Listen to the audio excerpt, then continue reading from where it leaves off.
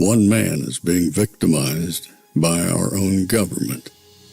One man whom they fear, yet who millions love. One man who is willing to take the poison arrows of lawfare.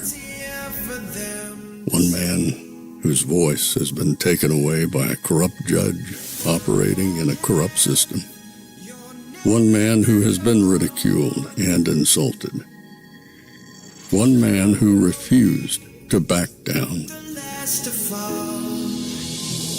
One man who refused to back down.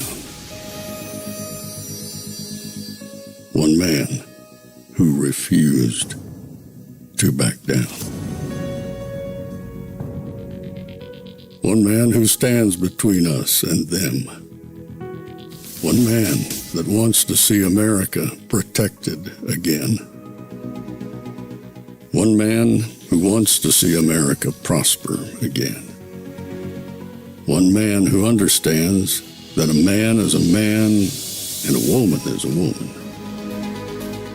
One man who understands and protects the blessing of life. One man who wants to restore American exceptionalism. One man who once again wants to make America that shining city on a hill for all to see. A place where all the people of the world glowingly set their eyes upon. America. One man who unashamedly wants to make America great again. That one man is Donald Trump.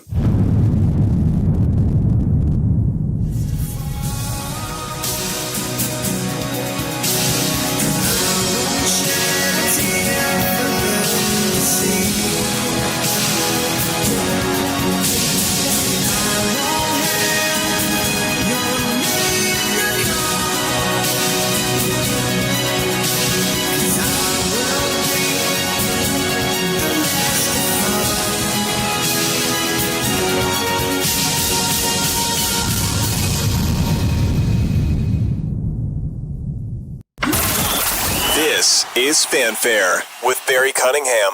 Trump, everybody they know, they gonna vote for Donald Trump, that's the way it goes. All over America, all over the USA, they voted for Donald Trump, that's what I'm trying to say.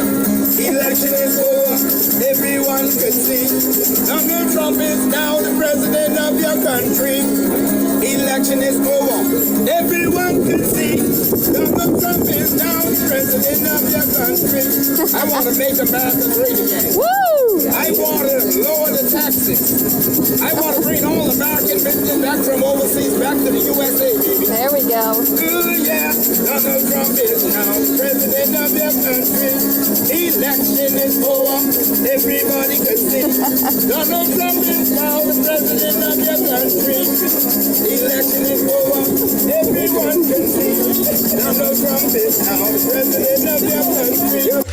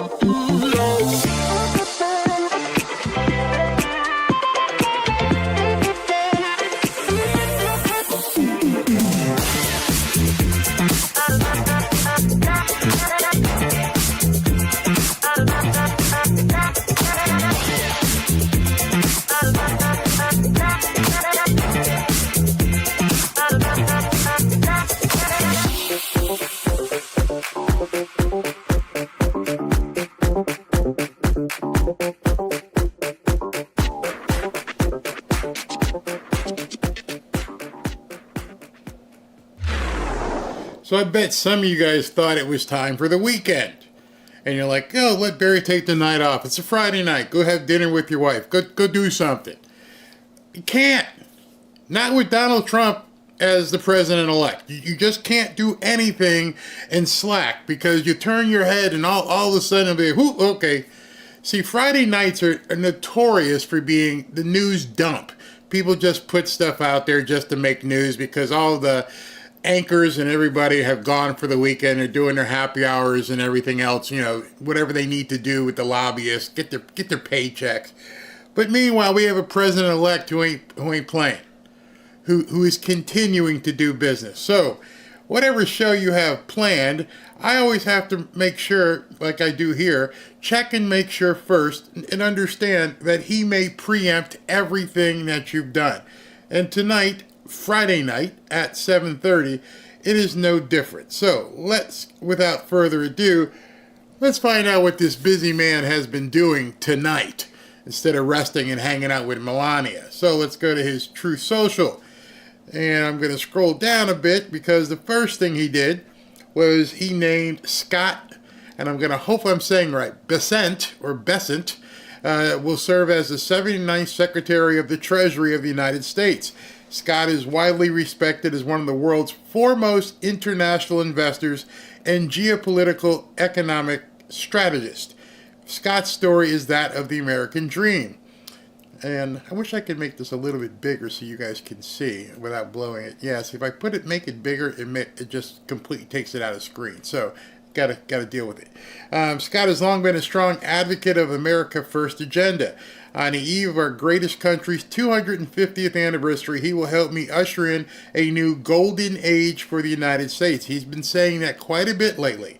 The golden age for the United States. As we fortify our position as the world's leading economy, center of innovation and entrepreneurialism, destination for capital, while always and without question maintaining the U.S. dollar as the reserve currency of the world. Unlike in past administrations, we will ensure that no Americans will be left behind in the next and greatest economic boom, and Scott will lead that effort for me and the great people of the United States. So, we have a new guy. New guy is Scott Bessent, or Bessent, however you may want to say that. He is the new Secretary of the Treasury, and Janet Yellen can go retire, because I don't know what she does anyway. Then, not too long after that, he dropped the second one.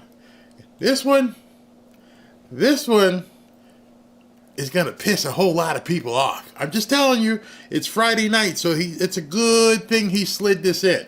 It's a good thing he slid this in on Friday night because the world is going to erupt. They may come back off their happy hours and come back. This one is so controversial. It shouldn't be, but it's so controversial.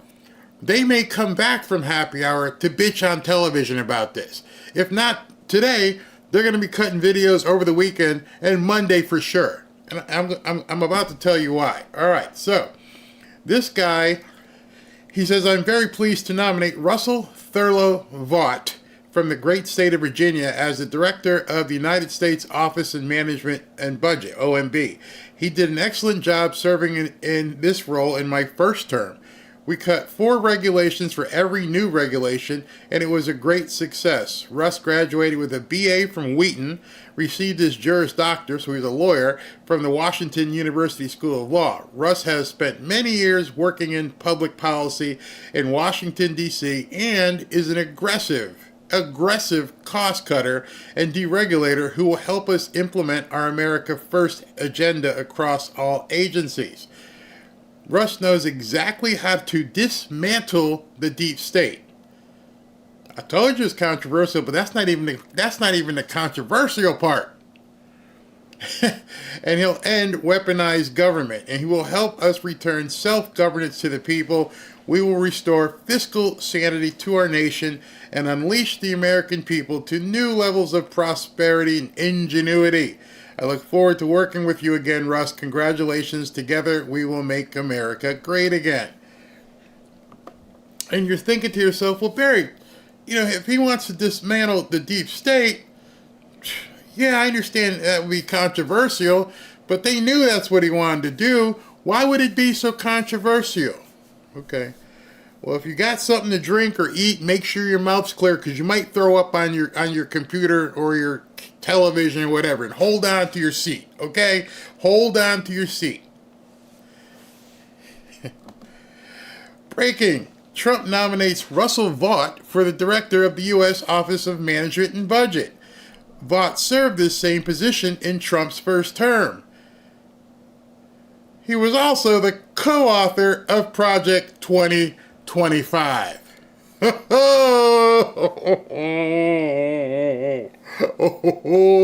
gonna lose it. They're gonna lose it. They are going to scream bloody murder. Wait. You're telling me the author of Project 2025 has just been named to your cabinet? Yes. The guy who's going to be in control of the purse strings? Yes. The man who's going to control the money? Lots of money. Ooh. The guy who sat along with Stephen Miller and came up with this 800-page document? Yes. Oh, there's probably flaming heads running down Pennsylvania Avenue right now. They are probably screaming, "We've been had! We've been bamboozled!" Doesn't mean anything about Project 2025. Doesn't mean he's going to implement it. He just happened to be the author. Trump's like, I don't know, it's Project 2025 stuff. I don't know what you're talking about. You know anything about it? No, I don't know. You know anything about it? Mm-mm. That guy knows everything about it. I am telling you right now, forget Pete Hegseth, forget Matt Gaetz, Pam Bondi, that's going to light their heads on fire. When they found out that the author of Project 2025 is now going to be in the cabinet, OMG. On a Friday night at 7, I don't even know what time he dropped that, 7 o'clock or so. They're all out of the office. It would be breaking news across MSNBC right now to know that the author of Project 2025 was named to his cabinet. I don't know if the director of U.S. Office of OMB is a confirmable position. If you guys know, let me know. But if it's not, if it is, they're going to bring out the big guns. If it's not, which I would have to think it's probably not, because I don't think he'd want to subject this guy to 43 Democrat senators screaming bloody murder about Project 2025 for a day and a half. So it's probably not a confirmable position, but I don't know. Y'all, if you guys can find out, that I'd love to know that one. Oh my God. I'd like to know when that hearing was or when it might be, and I'd like to set up a table outside and sell Depends or Tylenol or something, because heads are going to explode. Y'all got to believe that. Project 2025. Oh, no, I don't know anything about it. Bring him on in. Oh, my God. All right, we got one more appointee. And this one is, let me show this one to you. He did 3 tonight so far. It's early. I am proud to hereby nominate Congresswoman Lori Chavez de Remer from the great state of Oregon as United States Secretary of Labor. Lori has worked tirelessly with both business and labor to build America's workforce and support the hard-working men and women of America. I look forward to working with her to create tremendous opportunity for American workers to expand training, apprentices to grow wages and improve working conditions to bring back manufacturing jobs. Together, we will achieve historic cooperation between business and labor that will restore the American dream for working families. Lori's strong support from both the business and labor communities will ensure that the Labor Department can unite Americans of all backgrounds behind our agenda for unprecedented national success, making America richer, wealthier, stronger, and more prosperous than ever. Those are 3 that he dropped in the last, I'd say, hour. Let me just go ahead and refresh and make sure he didn't throw down another one. No, we're good for now. We're good. I mean, it's just, oh, wow. Let me just check here, make sure nothing else has been done. I don't see anything else. I don't see anybody on fire in with what's going on. This is nuts. I hope you guys can appreciate what he just did. We're going to talk about it. Let me see your comments. But I wanted to show you that this is from Scott Bessent. I found a video today about him. This is the new Treasury Secretary. I think we've had a rally for most of the year because the markets were sensing that Donald Trump was going to win. And then last week, when he won, we had market was up 4.7%, the S&P for the week. The small cap index, the Russell had the ETF had the biggest inflows in 17 years. The bank stocks are doing well. And, I've called it, we have the potential for the golden age here, because if we unleash U.S. energy independence, energy dominance, I think we have the potential here to do a massive amount of deregulation, which really didn't get enough airplay. This administrative state has been holding down U.S. business. And then I think, Charlie, what's fascinating and very hopeful for me is in Trump 1.0, everyone did well. Working people did well, the stock market did well, big companies did well, small companies did well. Under Harris-Biden, it was a bifurcated economy, and only the rich and big did well. So, we had this Mag 7, the 7 big tech stocks in the stock market, and then the top 10 or 20% of Americans have never done so well. And the bottom 50%, they got killed economically, and they came out and revolted. On Sunday, I had conversations with two of the greatest venture capitalist household names in America, and they are so constructive that the U.S. could enter this new golden age, powered by, they basically said, like, Scott, if Team Trump can get the economic framework and the regulatory framework right, the technological innovation that we are about to see accelerate through AI and other industries could lead to a new golden age in the U.S. And they said, look, you and Larry Kudlow are the highest that we could have 3% growth. We think it could be 5% growth. The NFL. A lot of words, very technical, high level. Bottom line, if I had to put, words on the screen to interpret what he just said, he basically said, we're about to make some money. Okay? 5% growth in the economy, an economy that basically has had no growth during Biden's campaign, and everyone was happy if it could grow 3%, and he's talking 5%, nearly double what they're thinking. That means you're about to make some money. Their plan between the tariffs and lowering taxes and everything else is basically you are assured of prosperity if you're doing the right things. When I say right things, if you got your investments in the right place, if you're working in the right place, a lot of people say it's not fair to the poor. The poor, unless you're medically affirmed, and unless you are retired and really can't do much, in that regard, we have to take care of you. Other than that, if an economy is roaring, there is no reason for you to be, quote, poor. People have different levels as what they would assume is not poor, but not on a fixed income and not medically or somehow affirmed because of drugs or something. But if you are a able-bodied American in a roaring economy, you should be able to make very good money. Because people will need people to work, to do everything.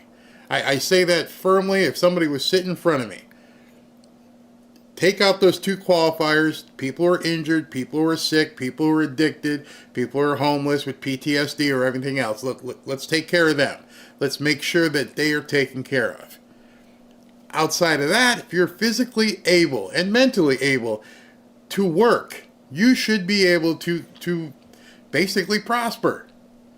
There will be nothing holding you back except yourself. That's all you're going to have to do is look that person in the mirror every morning and go, I'm about to go make some money. And take it there. So while he was talking, I've been refreshing. I haven't seen it show up on... oh, yeah, it just showed up. Oh, boy, hold on again. Now we got 2 more. Just while that video is up, we got 2 more. This man don't sleep. This man just completely upended everything I was doing tonight. But that's okay. That's why we're here, right? Yeah. Actually, 3 more. Damn, Trump. All right, so let's go through these as we push the show back. This is why I did the Friday night news roundup. I couldn't really title it, but now you guys know moving forward on Friday night while everyone else is going out, going to happy hour, Barry's going to sit here and compile some news for you. All right, here's the next one.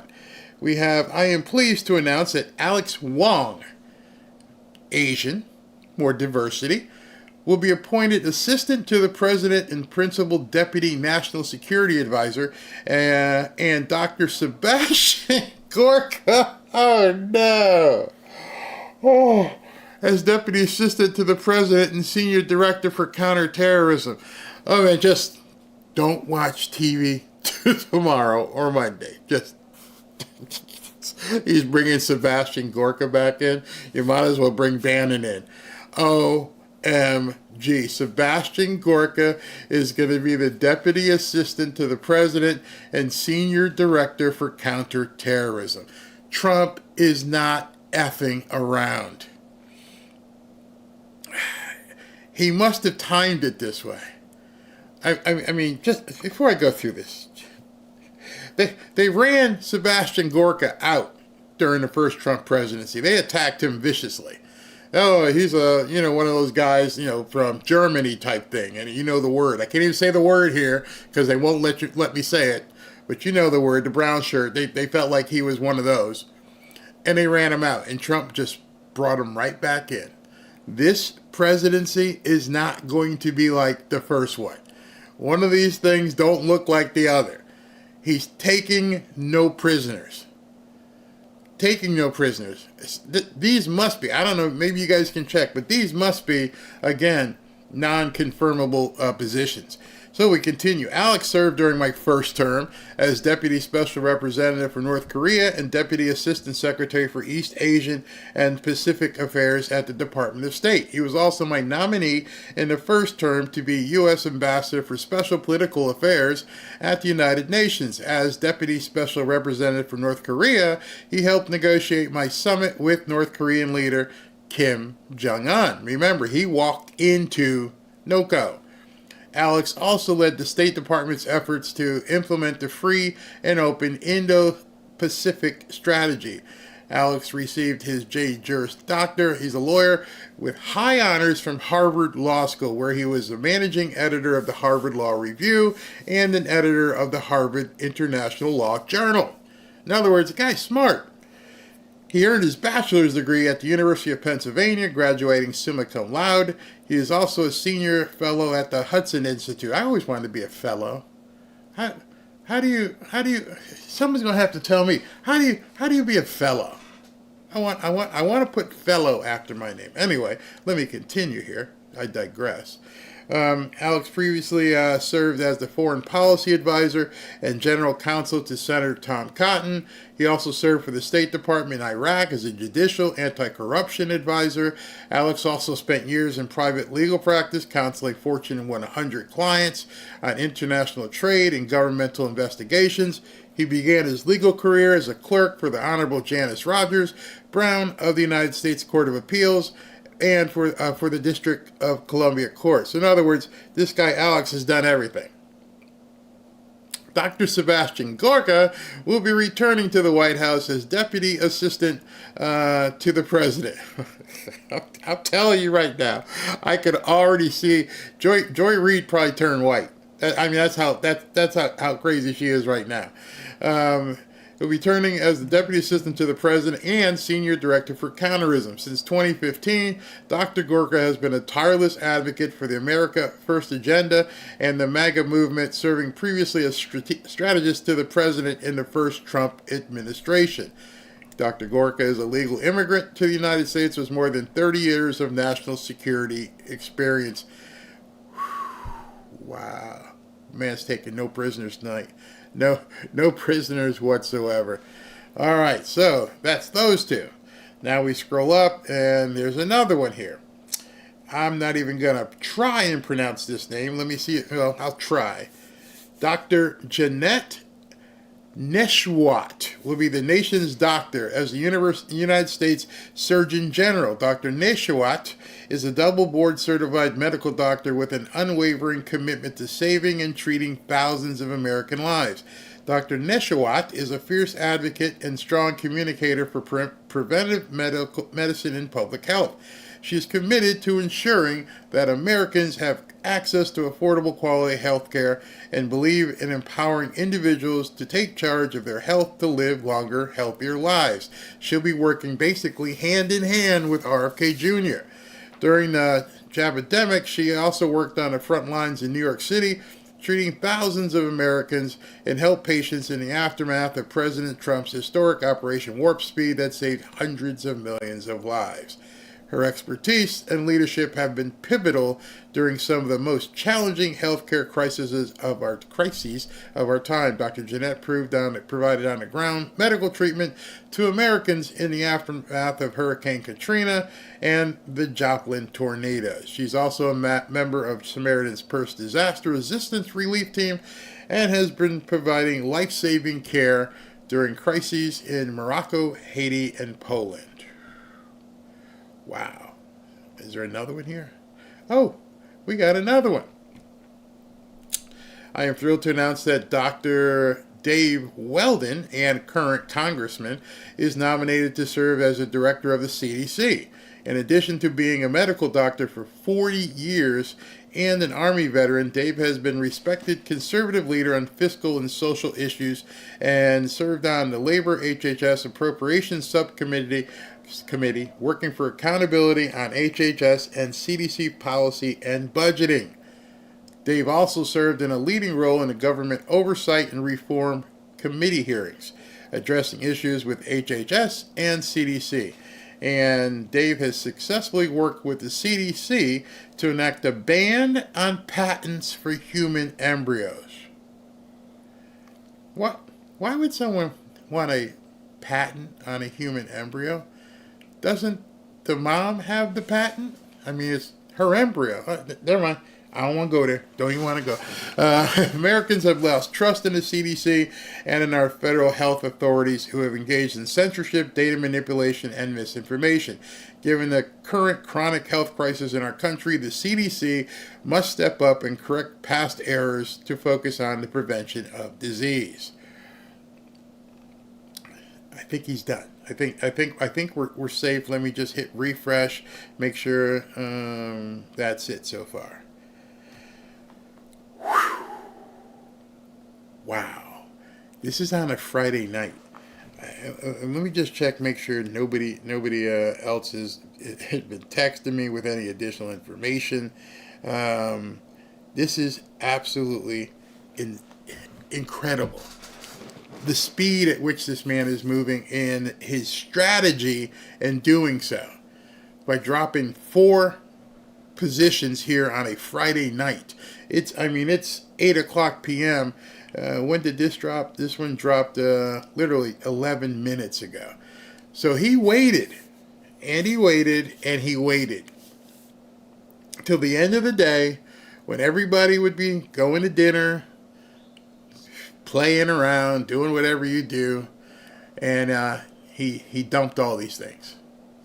And one of them being the co-author of Project 2025. But he's not done. You see, I was going to segue into the show, but I got more to tell you. Some huge stuff to tell you. Just in, President Trump is planning to assemble investigative teams within the Justice Department to investigate the results of the 2020 election. I know many of you are Christians, and I know many of you pray. You might want to pray for some Democrat citizens right now. So there's probably some Democrat people who need your prayers. Need some intervention. Oh, yeah, you read that right. You read that right. He's assembling investigative teams to investigate the results of the 2020 election.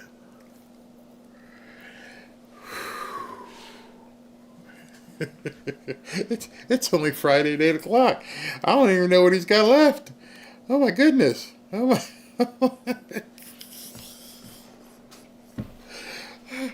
I see people jumping out of windows this weekend. Wait a second. Okay, let me just understand what just happened.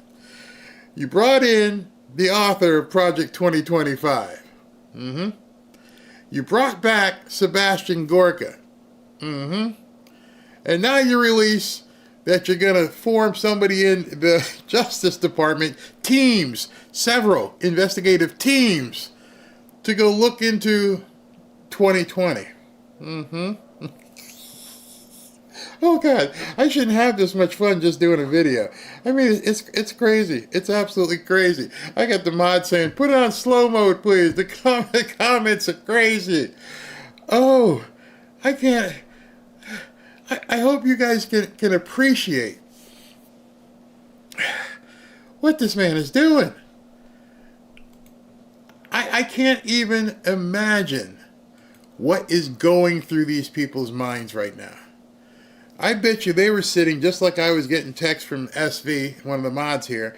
I bet you they started getting texts all over the place. Like, what?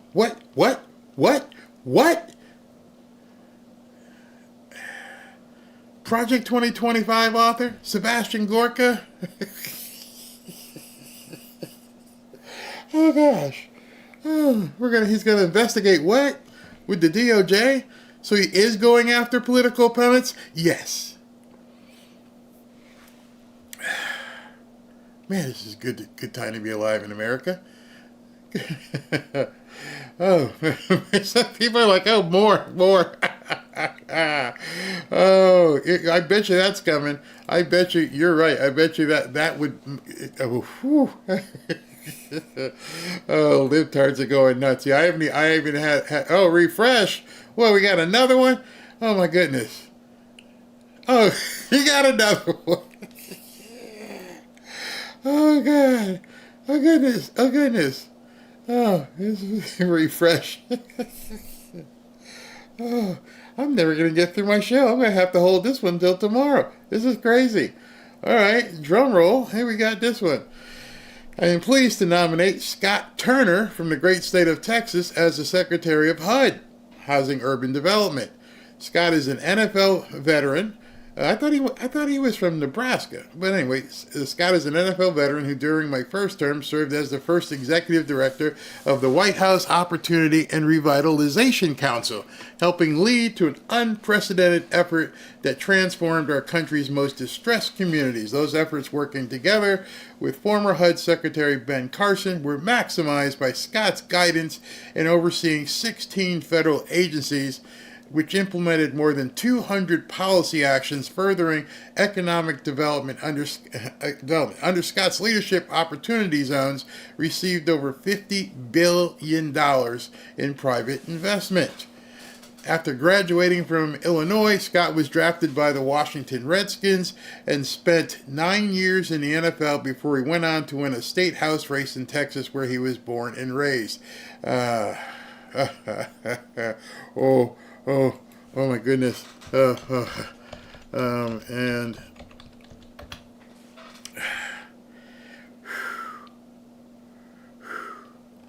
this is crazy. In case you don't know who, and I want to make sure this is the same Scott Turner. Yeah, here he is right here. Just so you know, let me go ahead and that's Scott Turner. Scott Turner. He's black. In case, Al Sharpton or anybody wants to know, Trump just put a black man in charge of HUD. No complaining now, can you? There he is again. There's Scott Turner. Yep. Shh, Al. Oh, this is too much. This is way too much. You gotta love this man. You have to love this man. Just firing out these appointees on a Friday night when everyone else is checked out of the office. Unbelievable. So, where was I? Taking comments from you guys. Winning, and more winning. Yeah, don't hyperbet. I'm just enjoying it because I know what these people are going to be going through. He dropped all this at one time, and it's like a cornucopia of different MAGA that they can try to attack. Meanwhile, they're still trying to attack Pam Bondi. Then you got some conservatives trying to attack Pam Bondi, and I'm sure there's going to be some conservatives out there who want to attack Sebastian Gorka, and he just put everybody into a spin cycle. Just go ahead and run around and let your hair catch on fire. Unbelievable. Hell no, a black former NFL icon. Yeah. Oh boy, Mr. President, please stop. I can't take it anymore. It's just going to keep going. Play the winning video of Trump. Oh, you want me to go with the winning video? I was going to wait, but if it's time to drop that video, I guess we can, because right now we're seeing something happen that, wow. We're going to win so much, you may even get tired of winning, and you'll say, please, it's too much winning. We can't take it anymore. Mr. President, it's too much. And I'll say, no, it isn't. We have to keep winning. We have to win more. We're going to win more. There he is. I hope you guys can appreciate this, because this is absolutely nuts. Absolutely nuts what's going on here. I knew my president would get business done right. I knew he would too. I just didn't know it would be so fast. I didn't know he would just come on it like this so quickly. There's a whole lot of shaking going on right now. We do not care. More. He came in with a wrecking ball.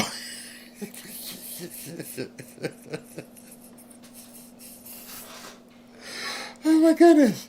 Oh, we will pray, but for the darkness that was 2020 to be brought to the light. I want you to think of this. I want you to think, at this point, you're a Democrat, and the veritable dike are not just little holes. Things are just flying through, and you're just going to try and figure out which one we can try and plug, because he's coming at you harder, and you got no one leading them right now. That's the other thing. There's no one leading. Kamala's gone. She's on hiatus. Dementia Joe, he's Dementia Joe. Merrick Garland checked out. Christopher Wray and Mayorkas trying to save their asses. Who's leading the Democrat Party right now? Chuck Schumer? Yeah. Who's the leader? Who's getting everybody together? Okay, man, the torpedoes. Who is in charge right now is bringing all these people together and say, okay, you need to focus on Sebastian Gorka. You need to focus on Project 2025. You need to focus on Pam Bondi. Oh, don't forget Pete Hegseth. Oh, don't forget. They have no leader. See, that was the thing that was exposed in the election. She's nothing. She serves no real capacity to do anything. If she planned on running and being competitive in 2028, now would be a time for somebody to step up and act like the big dog on the left. Bernie? No, he's too old. So I've said it many times that they don't have a bench because right now you need someone to basically come off the bench and be ready to get in this because he's running over you. Elon Musk is running over the media. They're listless. There's nothing they can do. And they've got, under 60 days now. And less than that because of what's getting ready to happen. You got Thanksgiving, you got Christmas, you got New Year's, and then boom, it's inauguration time. So I don't know how they're going to come at him. I mean, it's just going too fast, too much stuff. Yeah, Obama has no juice whatsoever anymore. None. It's crooked leadership. Stop spanning. When the lights come on, that's every cockroach for himself. Yeah, I bet. Because who knows? I mean, think about it to yourself. Who, if you had to point a finger, who is the leader of the Democrats right now? Not Newsom. He's not there. He can't step in. It would have to be a senator or a congressman or congresswoman to step in and go, okay, let's coalesce here. Let's get our crap together. They got nobody. And right now he's like, bam, bam, bam, bam. And there's no way for them to react because there's nobody who can get out there and spearhead it for them. AOC, not a chance. The rest of the squad, nope, can't do it. So, he's just running away from them. And I'm telling you right now, this might be the biggest thing of them all. The fact that he came out today, now, this early, and said, oh yeah, I'm launching teams through my DOJ, with Pam Bondi, where I'm launching teams to go look at this. Man, I would not want to be anybody associated with that. This man is about to go full on scorched earth. And they can't stop him. I wasn't even done yet. This one shows up. Breaking: a flurry of executive actions are being lined up by the Trump team for January 20th per NBC. Change will reportedly be enacted like, quote, nothing you've seen in history. Most of day one is likely to focus on newcomers, up to 5 executive orders with that issue alone. For context, Trump signed 5 EOs in the first week in 2017. There will be, without question, a lot of movement very quickly, likely day one on the immigration front. There will be a push to make a huge early show and assert himself to show his campaign promises were not hollow. All this is coming out. You tell me which one you need to focus on. And the problem that the Democrats have is their solution is to run on MSNBC and complain, or get on a show on CNN and complain. That's going to do nothing. You got a bulldozer coming at you, and there's nothing that people on CNN or MSNBC or NBC or ABC can do about it. How do I know that? Because then this happens this afternoon. Fascinating stuff going on. Politics editor at the Wall Street Journal got laid off today. The Washington Post national editor was removed today, i.e. fired. The Washington bureau chief at the New York Times was replaced a few days ago. The MSNBC sell-off, the tectonic plates are shifting. No, the tectonic plates are not shifting. It is in a sinkhole. They are collapsing at rapid speed. And Trump is not giving them time to come up for air. I mean, all this stuff is happening at what we consider people, the end of the day. There shouldn't be much news at the end of the day. It's Friday. Nope.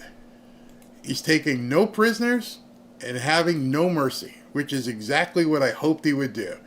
How bad is it? Here's another breaking one for you. The Trump team responds to Nikki Haley, who is criticizing two of his cabinet picks, RFK Jr. and Tulsi Gabbard.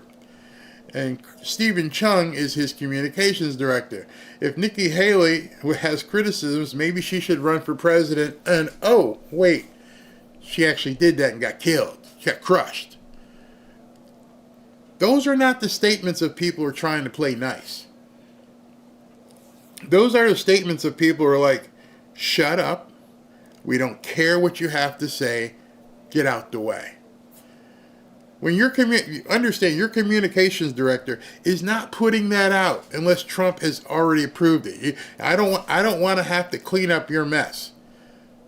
And so for him to put out there, oh, if you don't like it, you should have run for president. Oh, that's right. We kicked your ass too. Shut up and step. Take no prisoners, expect no mercy. I'm going to have to put that on a t-shirt. I'm really going to have to do that. And it's so bad.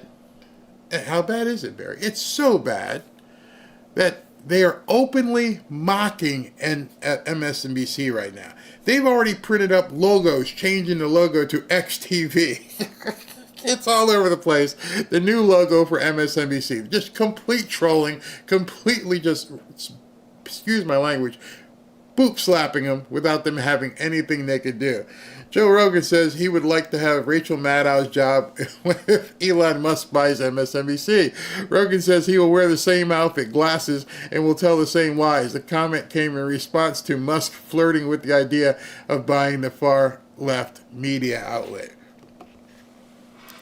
Some of you may look at this and say it's over-exuberant, it's arrogant, it's cocky, it's mean-spirited. And my response to you for that is not really to you, but to them is too effing bad. We watched what you did for 4 years. You treated people like crap. You threw people in jail, threw them in a dungeon. Just threw them in there and threw away the keys and let them sit there. And like they were common criminals. It's funny, the Trace Leches get treated much better. They're out in the street and doing what they want and collecting rent. But you got J6ers in jail who've been there for a long time.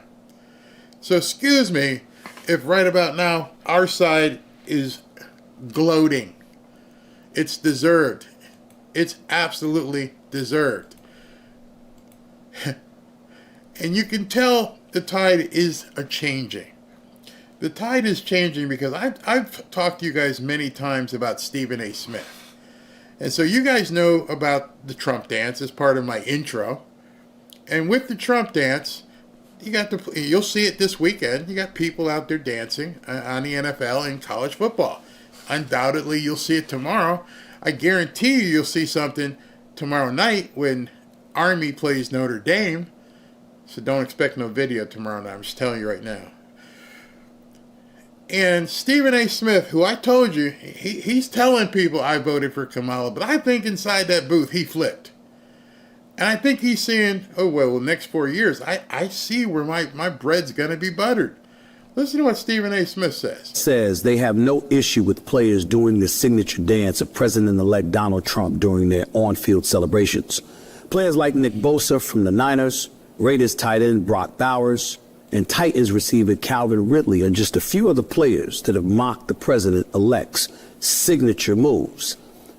Now, ladies and gentlemen, in case you haven't seen Donald Trump's signature move, even though he's the one doing it right there, right now, at UFC 309 at Madison Square Garden this past weekend, one of, if not the greatest MMA fighter in history, John Bones Jones, did it after defeating Stipe Miocic in the third round there with Trump sitting ringside. You saw it right there. Let me tell you something. Here's why I'm pissed off. That the NFL had to even issue a statement about it.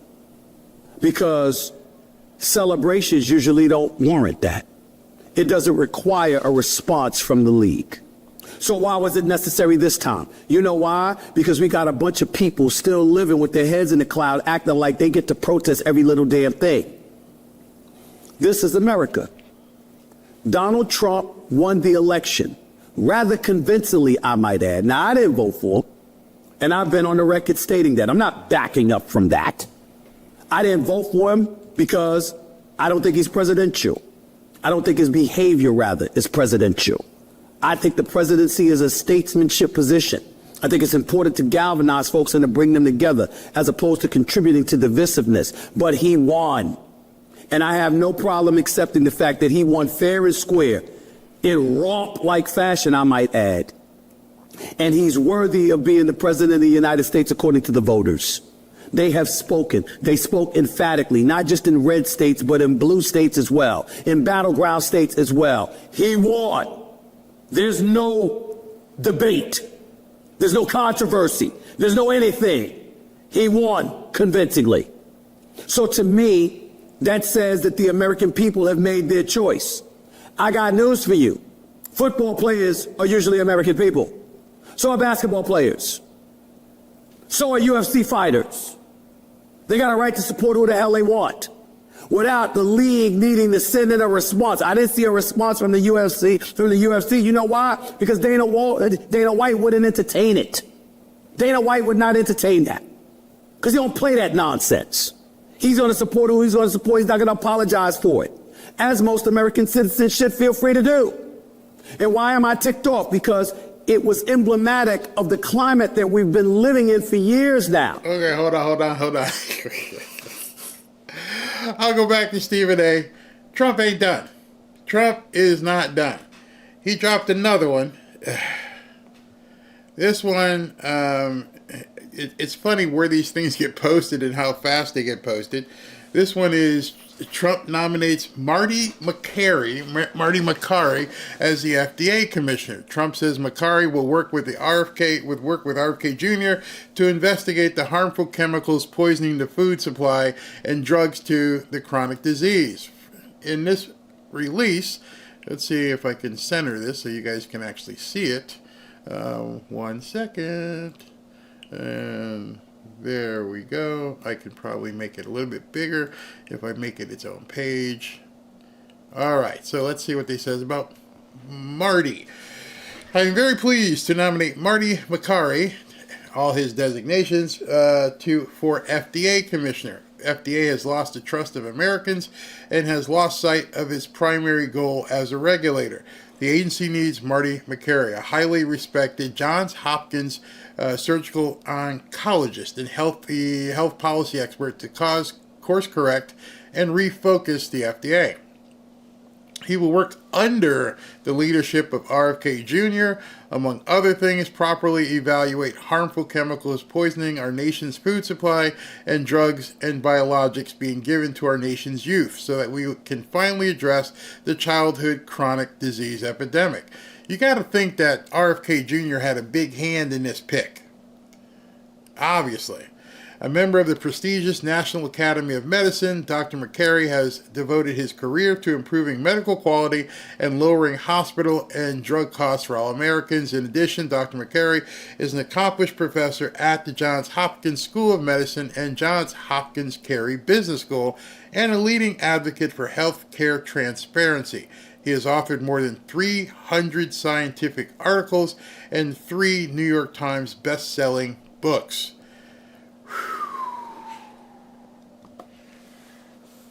He's hitting them hard, man.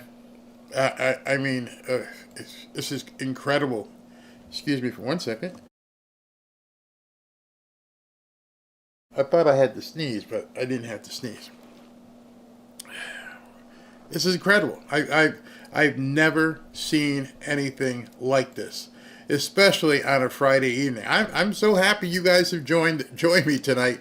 I had an inkling that something was going to happen. So Barry, go ahead and do a show, but I don't have a title for it. Just call it a news roundup. You'll get some news. But you sure? Yeah, I was talking. That's the kind of conversation I had with myself. I know I'm crazy, but this is beyond my expectations. I knew the man was going to do some stuff. I just didn't know how quickly he'd be able to do it, and he's doing fantastic. I think you all agree. So let's finish up with Stephen A. Smith here about the NFL. Which is why I believe Donald Trump was really elected. Yeah, it was inflation. That was an issue. The economy, that was an issue. The border, that was an issue. But woke culture, cancel culture, Oh, hell yes, that played a role. Where you got people walking around wondering whether or not they're echoing the right pronoun, wondering whether or not that was going to cost them their job. Okay, so you really think this guy voted for Kamala? Come on. He had to couch his words as much as I have to couch mine. He's like, you know, the pronoun thing. Because he know what he wanted. I know what he wanted to say. But he couldn't say it. And so there's no way he would have wanted to advocate for that by voting for Kamala. Or being PC because, God forbid, your opinion is different than the average folk walking around in America. Lord knows what would happen to you. That's what America regressed to. And I'm just going to end the show. I can't take it. I can't. I mean, he said we would get tired of winning. He said it. But we're going to win so much, you may even get tired of winning. And you'll say, please, please, it's too much winning. We can't take it anymore. Mr. President, it's too much. And I'll say, no, it isn't. We have to keep winning. We have to win more. We're going to win more. Man, there's going to be hell to pay. Oh, man, is there going to be hell to pay. Trump has thrown down the gauntlet. Yep, absolutely has. These countries better sit down and shut up. They're about to find out. They effed around, and now they're about to find out. Elon and Vivek are working hard. Keep it up. Yep, think of all the doctors, think of all the doctors involved who are going down. Wow. Looks like NATO is done. Yep. If you're openly telling the president-elect that you'd rather have war. Wow. This is crazy. Absolutely crazy. This just keeps better and better. So glad I have 4 years worth of popcorn. 4 years? You ain't gonna make it. You're gonna eat it all up in the next couple months. We're only 17 days away from the election, and all this is happening. And again, as I said earlier, the Democrats have no leader. Good thing the aliens don't come down and go, take me to your leader. I'm like, well, I don't know who that would be. I don't know. Nancy? I couldn't tell you. Man, this is just way so much. Barry, how do these countries not want peace? Gina, you're going to have to tell me.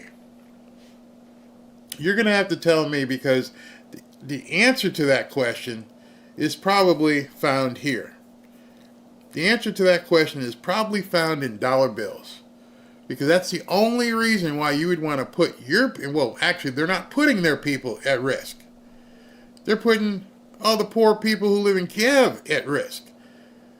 Why do you guys want them to not have peace?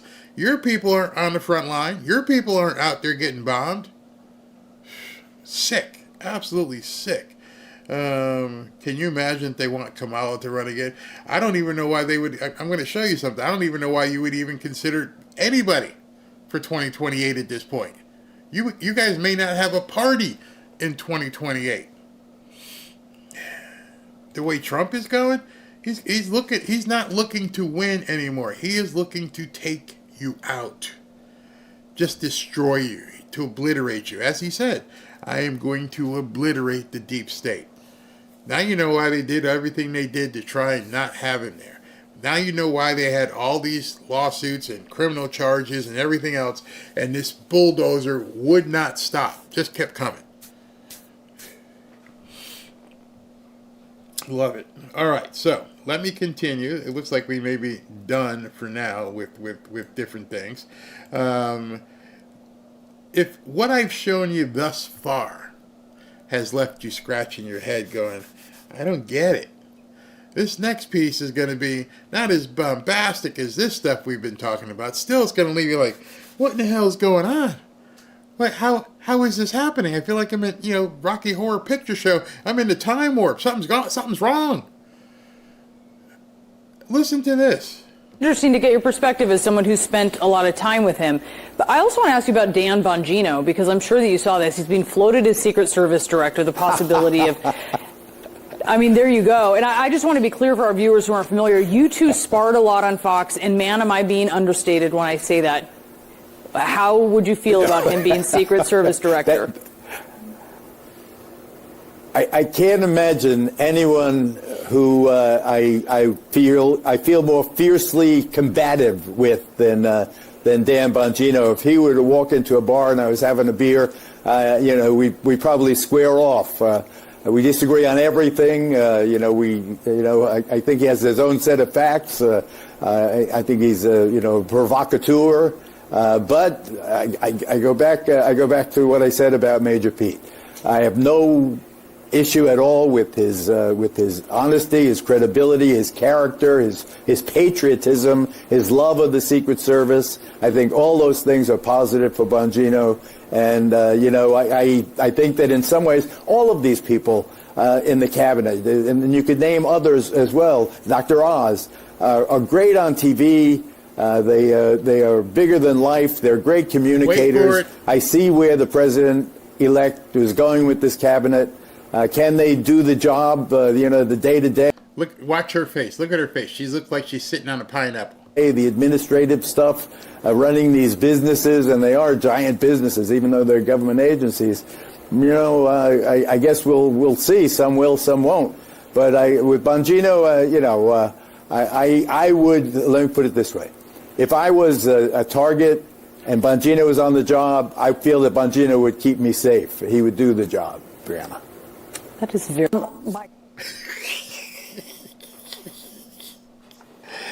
She had him on there. She knows that he and Bongino have almost come to fisticuffs on stage. Now it's just something else. Now you know that news is just fake. It's like Jerry Springer, but different. They have had just arguments on the panels. And so she brings him out there. She thinks she's going to, hear some dirt about Dan Bongino. So what do you think about Dan Bongino? Should he be Secret Service? Well, you know what? Let me just tell you, if I needed some backup, yeah, I want him behind me. He brought a guest on to talk crap about somebody who endorsed him. I'm like, what world are we in right now? What? The media has no control. Dan Bongino himself must have watched that, and he's like, "Yeah, me and Geraldo are cool. What are you guys doing?" And he knew it was coming. He's like, "Oh no, you're stepping right into that bear trap, honey." Closed right on her. He's like, yeah. He just blew her narrative completely up. Come look at some of you guys think. I was like, what? He just blew her narrative completely up. And I looked at that 2 or 3 times, and I was watching her face and I'm watching his face, because when he started, hey, tell me about Dan Bongino, he laughed. So I'm like, oh, this is going to be really nasty. He's going to, tear into Dan Bongino. And then he comes around and says, if I was at some place and I needed someone to back me up, that's the guy I'd want. And her face just, it was perfect. Yeah, Dan Bongino is great. Oh my goodness, it just doesn't end. I'm loving this wonderful news for our USA people. It just keeps going. And so here we are on a Friday night, 17 days after the election. And I got 2 short clips here I want to show you. Both these clips are from, I think they're both from MSNBC or CNN. And now, 17 days later, they're trying to assess, well, what the hell happened? What did Trump do? Billions of dollars were spent on this campaign, and I don't know how many hours on television, on radio, on podcasts, in newspapers have been spent trying to deconstruct what happened. And it seems like we're getting back to a pretty simple place. Number 1, it's the economy, stupid. And number 2, the best politicians listen to people. And number 3, they wasted their money on your television network. You just said one of the problems. We spent like $1 billion and we had all these shows. And You're irrelevant, honey. That's number 3. They just found out. You just found out the problem. Let's continue with this comedy. By oversimplifying. No, no, you're not. You're not. And I'm really looking forward to Jonathan's interview because I think there's some interesting nuggets in there as exposed in the clips that you played. But it also raises, I think, the fundamental theme line to the point to your question is how that communication occurs. And that communication occurs on a two-way lane where you're asking questions and listening at the same time. Politicians are not very good at listening. Voters are very good at telling you what they want. That has been the disconnect that has led to the rise of Occupy Wall Street, the Tea Party, MAGA. And now you're at a point where... So if you can look and say Occupy Wall Street, Tea Party, MAGA, if you could see, you're a high-paid MSNBC, whatever you are, and you're looking back now on the postmortem, how did you not see this when the campaign was going on?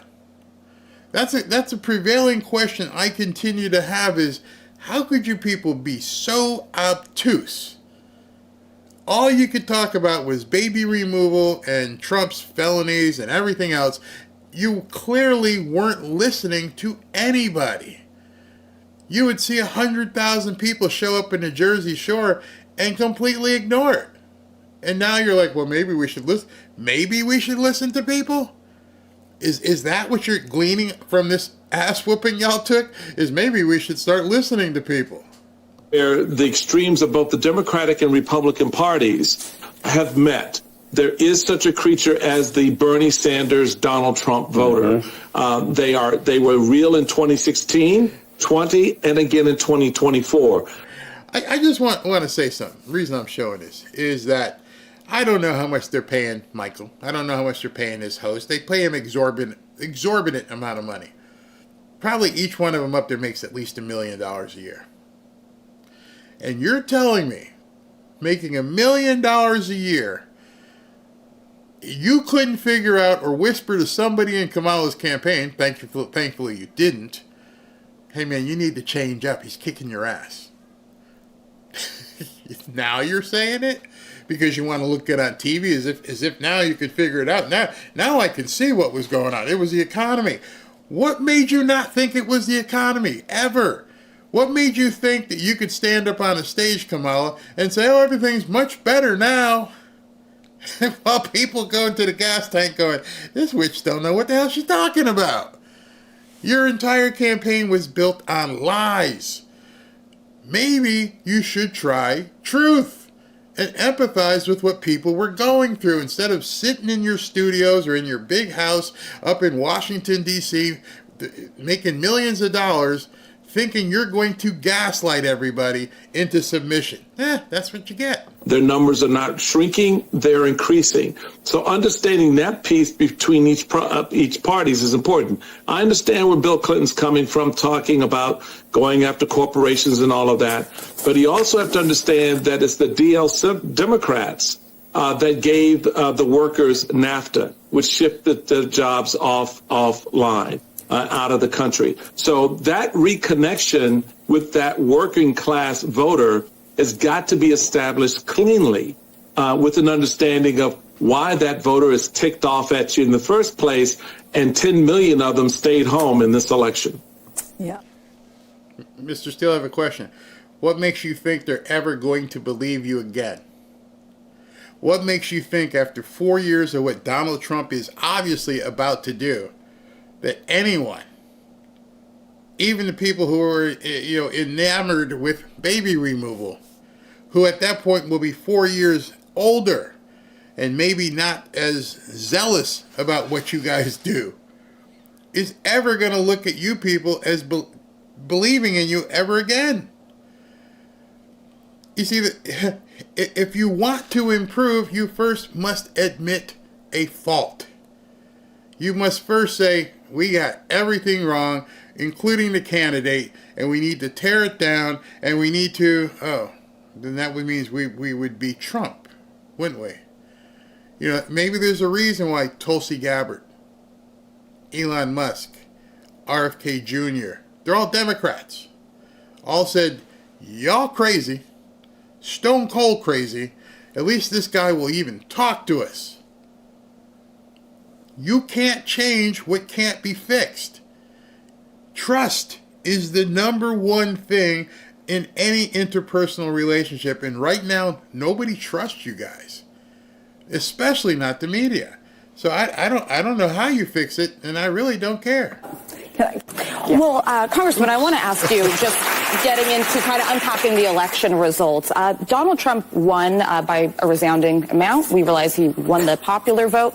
There's now a bit of a Democratic finger-pointing blame game. Nancy Pelosi thinks Biden didn't get out soon enough. I'm sorry, I forgot to enlarge the clip. That's my fault. I'm mea culpa. My bad. Bill Clinton says Democrats kind of shied away from some tough issues.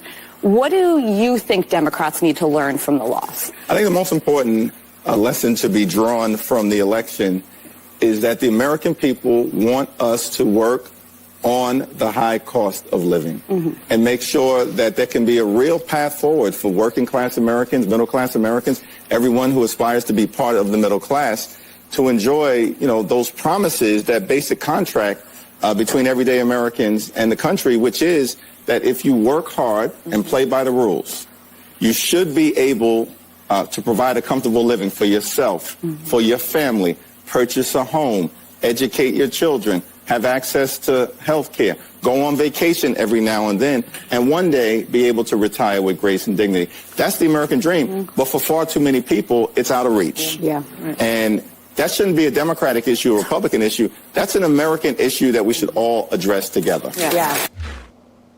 Sorry about the shrinking head, but I'm confused. I am confused because you sounded like a Republican. You even said the words hard work, which I've read in the New York Times telling people they need to work hard is racist. So it seems like they're making a pivot, but the pivot they're making is away from their core base. You should be able to work hard, get a job, number one, work hard. Number two, save some money, buy a house, prosper, not be on food stamps, not have your EBT card, be a productive member of society. You sound like a Republican. Be able to afford your groceries, your gas. How did you not know that 2 weeks ago? Or 6 months ago? Or a year ago? Why would I ever trust you if you didn't even understand that?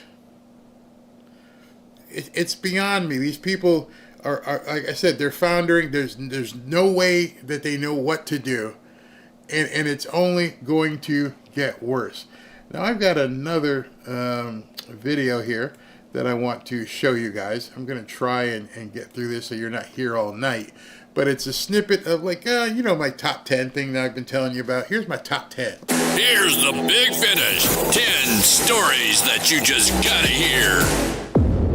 Number 10. But what do you make of the combination here? Because that's kind of been the struggle, is Trump wants someone who can get confirmed by the Senate. I mean, especially given what played out today. But also he wants someone who is going to go in there and do what he wants. And he's been encouraged by a lot of people on the right to put Kash Patel in. What would a combination of that look like, do you think? First problem she's having right now, she's talking to Andy McCabe, which she must not think people remember. He got fired for being an idiot. So you bring, again, how does the media destroy their credibility? You bring on people who have no credibility. This guy got kicked out of the FBI. He should have been arrested. But you hired him, paid him off, essentially, and brought him in to say, who Trump should hire in his administration. What kind of huevos does that is to bring a guy who got fired for him to tell Trump who he should hire? So, in my estimation, Caitlin, no part of the FBI's mission is safe with Kash Patel in any position of leadership in the FBI, and certainly not in the deputy director's job. So just as an example, the deputy director's job in the FBI is unique because, of course, the director is a political appointee, and the deputy director is typically a senior FBI agent, somebody who spent their entire career learning about the FBI, understanding its people, and doing its work. So the deputy director actually runs the FBI on a day-to-day basis. You're essentially the chief operating officer. I can tell you from my own experience, there is no way I could have successfully performed in that role without having spent the... You didn't successfully do that role. You got bounced. And again, Miss Smirky lady here doesn't even bring it up. Hey, Andy, wait. You just said successfully do your role. You got fired, bro. You got fired. What are you talking about?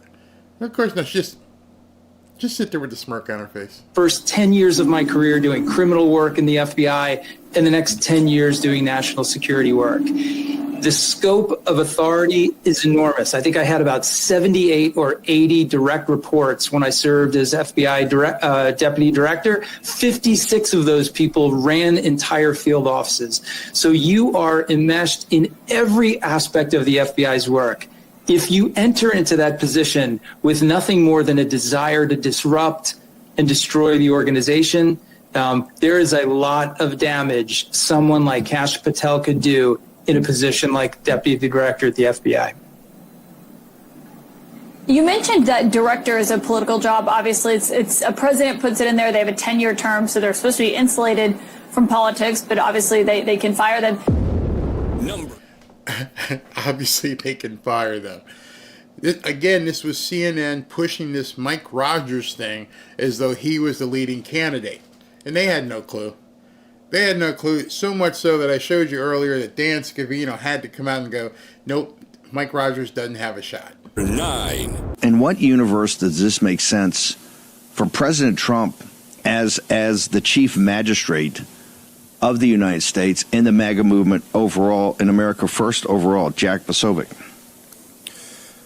Steve, I got to tell you that Mike Rogers interview this morning on Fox News was probably the best one I've ever seen. Wow, I'd love if that Mike Rogers were the one that had been there all along. But unfortunately, this guy's up there, today saying, "Oh, I love President Trump and that seventh floor over there. They need a reality check and they need an attitude adjustment. And we gotta clean out the cancer." I said, "Wow, that's incredible." Except, oh, wait a minute, I've got all the receipts on Mike Rogers, and let me just tell you something. You have been weighed and measured, and you have been found wanting.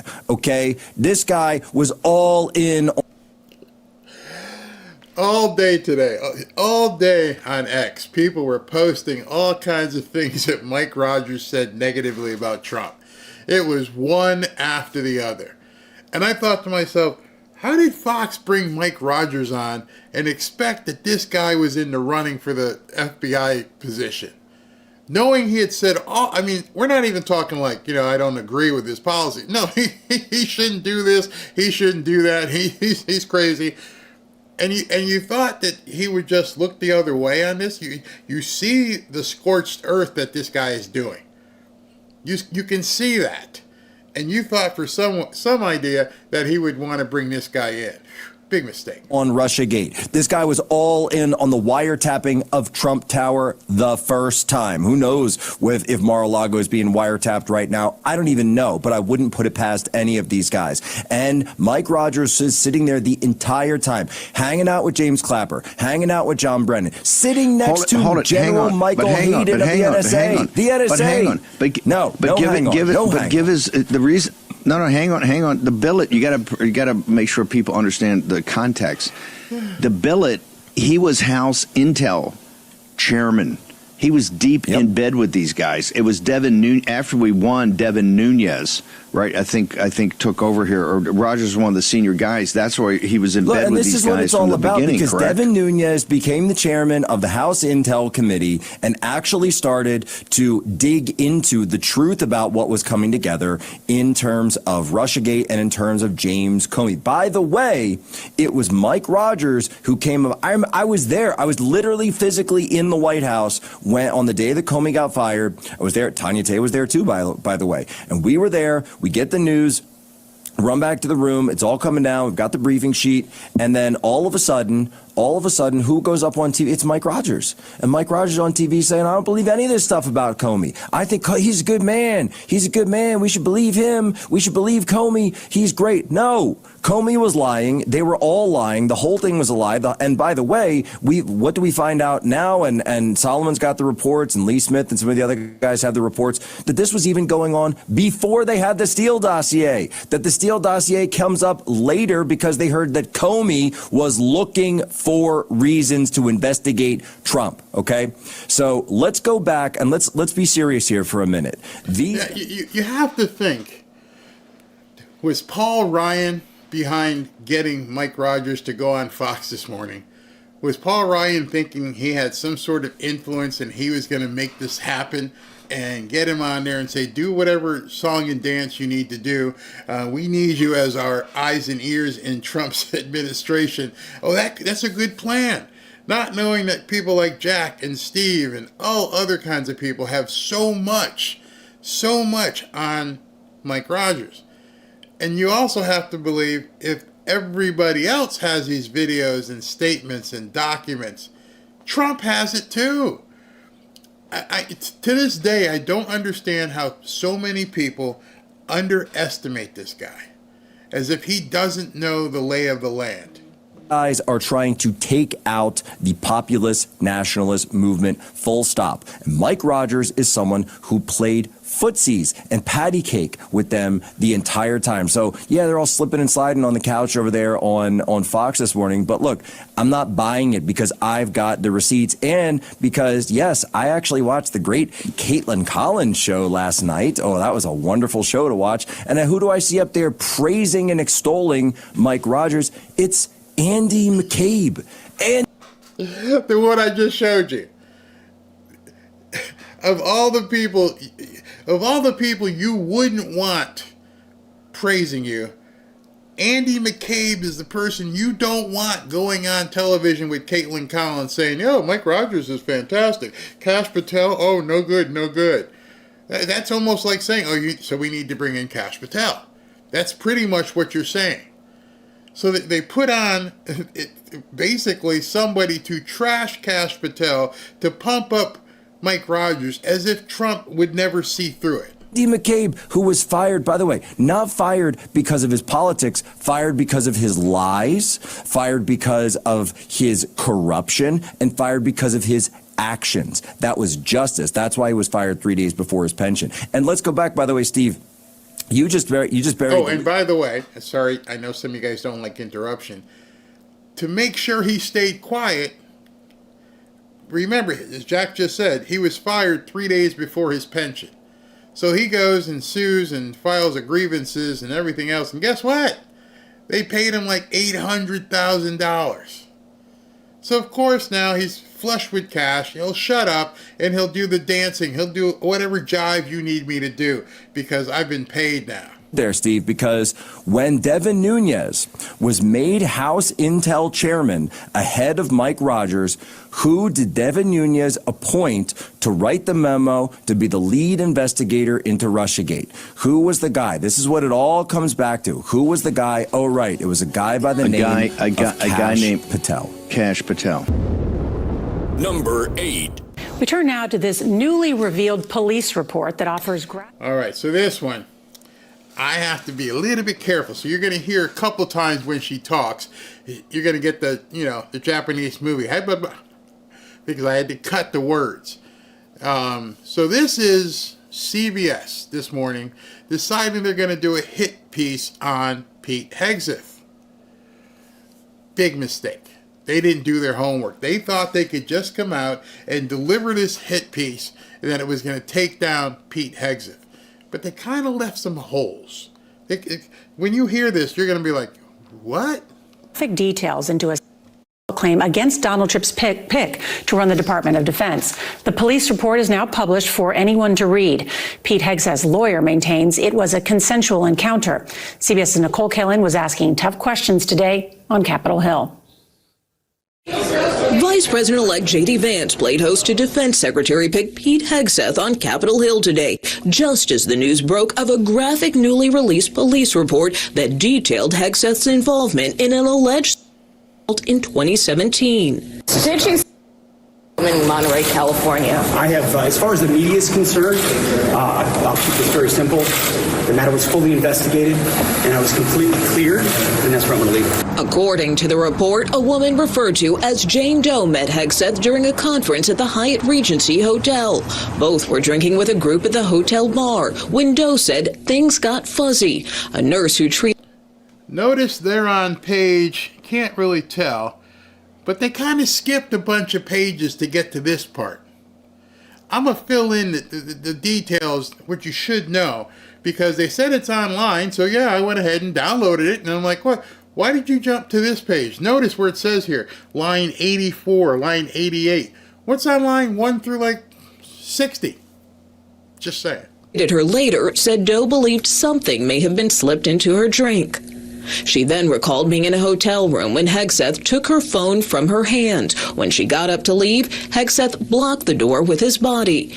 Her next memory was when she was on a bed or a couch and Hegseth was over her. His dog tags were hovering over her face. I don't know the young lady. Oklahoma Senator Mark Wayne Mullen said Hegseth addressed the allegation in their meeting. I don't think there's any way in the world you're going to say that this was a... What makes you so confident about that? Have you read the report? I actually haven't. Got it right here. I read the report too. It's pretty clear that of what took place. It was pretty clear that it was. She definitely wasn't drugged to a room. It was two people flirting with each other. Well, it also said she couldn't get out of the room. Condescending, whichever report it also says she couldn't get out of the room. You know, that's just two people. It's a he said, she said, right? Now, I'm not making light of these kind of situations, but there's some extra information that you're not going to hear on this CBS report. Well, that's one person's opinion. Hegseth's attorney told CBS News police found the allegations to be false and the police found the allegations to be false. Then what the hell are you reporting? He did the horizontal bop with someone and there's no charges filed. How is that even news? He hooks up with some woman at a bar, and afterwards she makes up some stuff. Let me withdraw that. Afterwards she gives a statement because she's nervous. She's freaking out. But CBS doesn't tell you why she's freaking out. Because when you find out why she's freaking out, you're going to go, oh my God, the media just stepped in it all over again. Claimed it was Hegseth who was intoxicated and the woman who was the aggressor. He also confirmed the Fox News host paid the woman an unknown sum of money after she threatened to sue, fearing it could cost him his job. Listen to what she says right here. Very, very important. Ready? Go. The district attorney in Monterey said tonight that her office declined to file charges against Hegseth because it determined that they could not be proven beyond a reasonable doubt. Nora? Well, wait a second. Nothing could be proven beyond a reasonable doubt. Where I come from, if you can't prove something beyond a reasonable doubt, that's pretty much the definition of innocence. What was CBS thinking? So, Barry, you said there were some other things on this report that they didn't put on here. Okay, so let me tell you the part that they're leaving out. It seems like a Harlequin novel here or something here. Okay, so Fabio. So they're hanging out in the bar with some people. And, you know, drinks are flowing, you know, people there. Okay. He's on TV. I don't know who she is. And She goes up to his hotel room. She wasn't dragged like Diddy. She went up to his hotel room. She gets there at about, 1:30. The horizontal boppage happens, and about 4:30, she leaves. But something happens between the hours of 1:30 and 4:30 besides the horizontal boppage. You see, her husband and children were downstairs a couple floors staying in the same hotel. And while Mama decides to go get freaky, the husband's texting her going, "Hey, where you at? It's 1:30 in the morning. I ain't seen ya."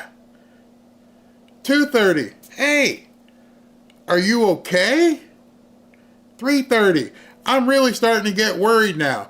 Oh, of course she couldn't answer the phone because she was busy. She couldn't respond to the texts. And the texts are like, "Bleh, bleh, bleh," while she's getting bzit, bzit, bzit. And at 4:30, she looks down and goes, "Oh my God, my husband has been texting me.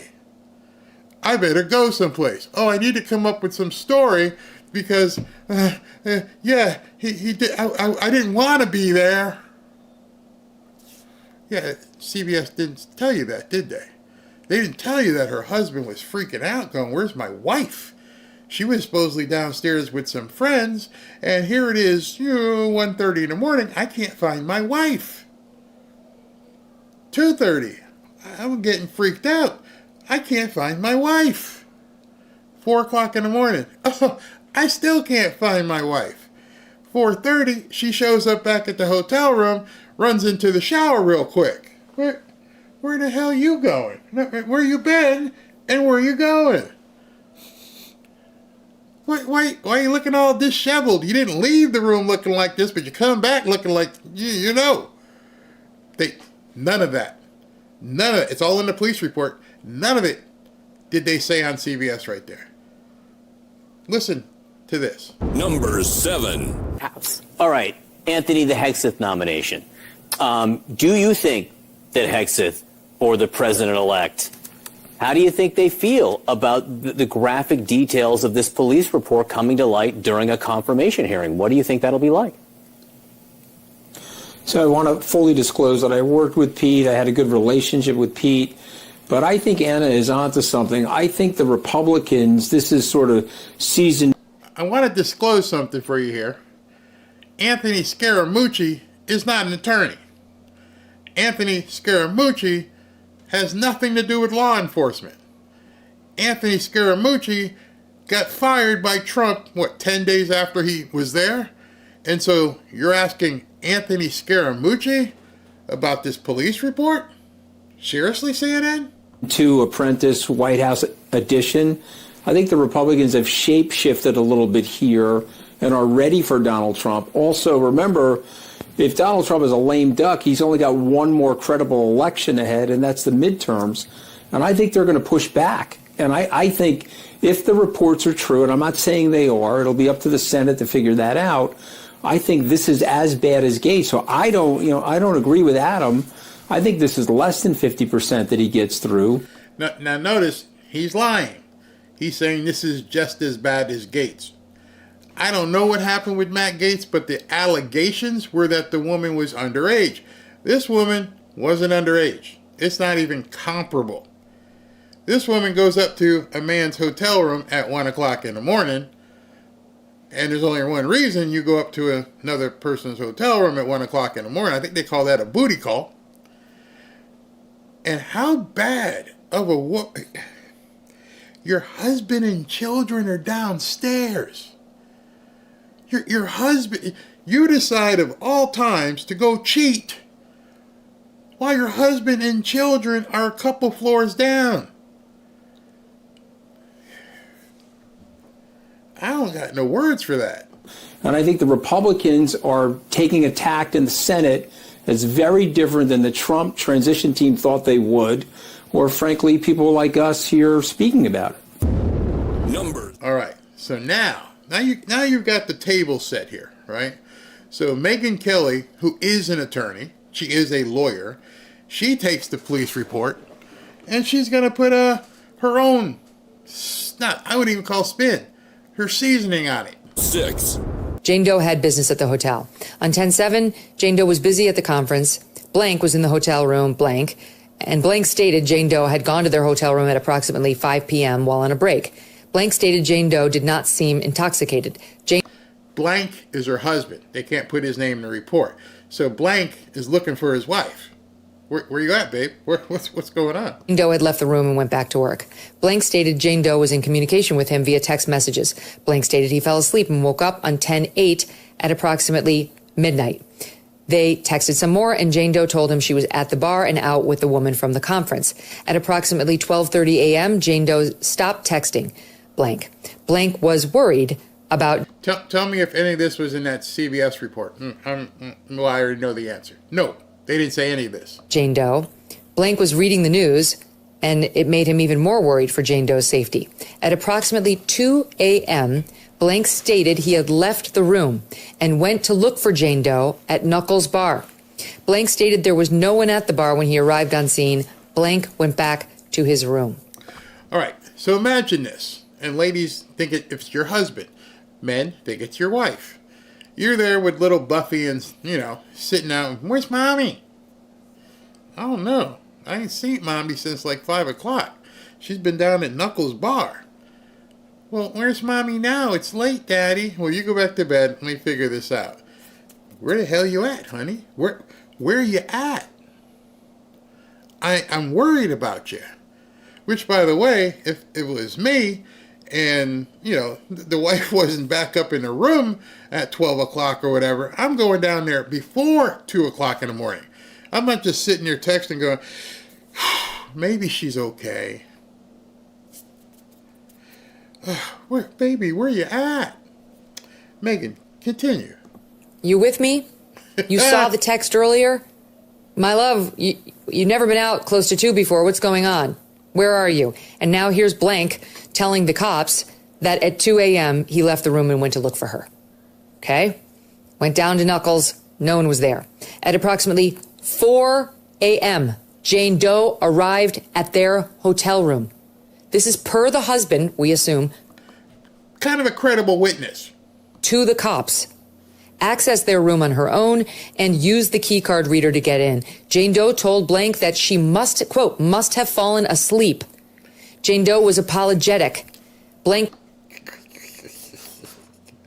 Oh, hold on, honey. Okay, so you were down at the bar, yeah. And you've been drinking, yeah. And you fell asleep.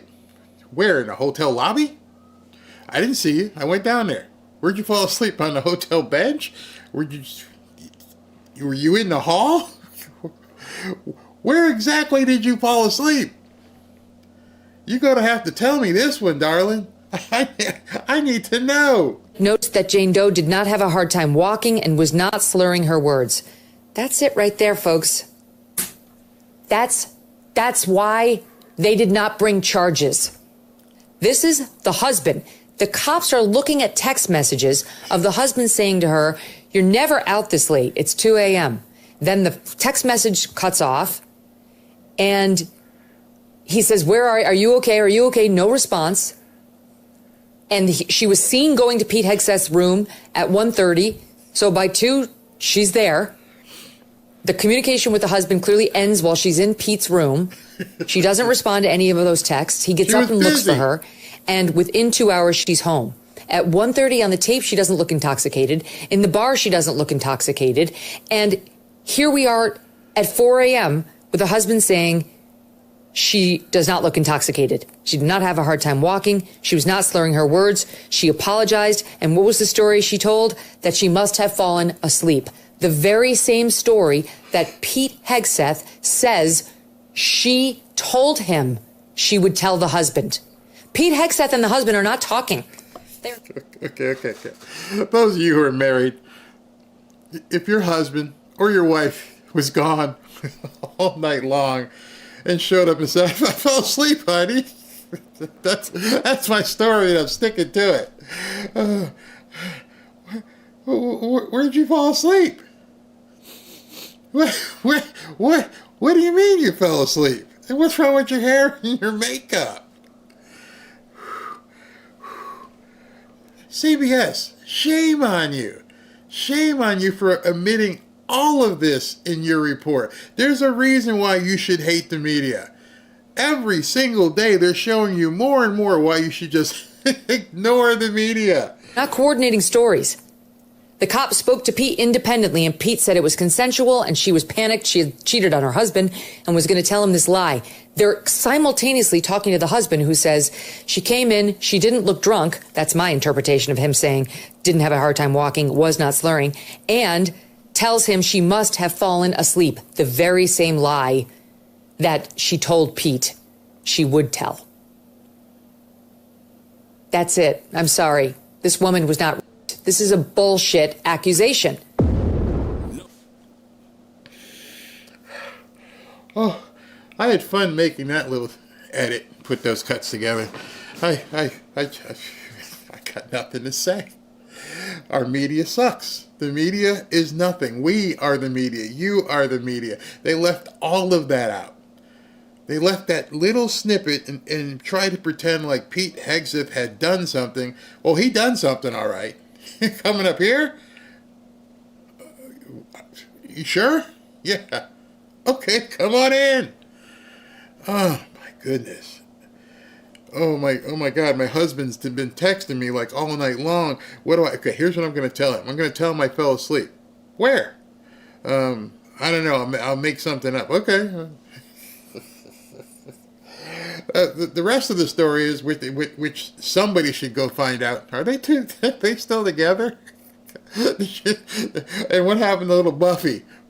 Buffy, mom's upstairs getting, you know what, and Dad's sitting here holding in his hands, going, "What's going on?"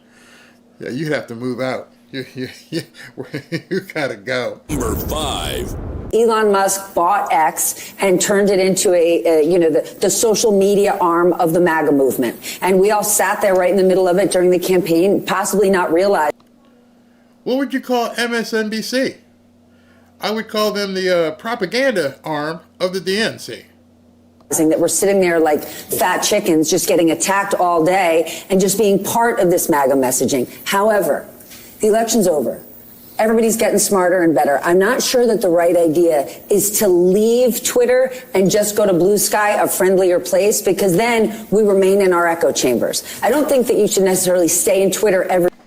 This woman is a host on MSNBC. She's not going to have a job much longer, but nonetheless. And the funny thing about what she's saying is they're actually having to have a conversation on a news network about an app. You are a, 40, 45-ish woman. The people on the panel with you are adults.